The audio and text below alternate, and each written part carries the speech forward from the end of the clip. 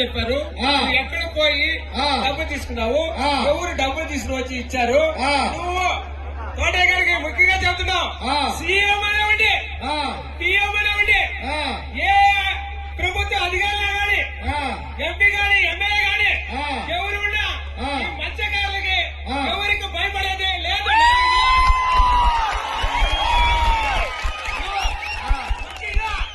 నువ్వు ఎవరిచ్చారు? ఎందుకంటే పిఎంలు గాని ఎవరైనా సరే ఆస్తి గాని ఏ ఉన్నా కూడా వాళ్ళ పట్టే శక్తి మన మత్స్యకారులకి.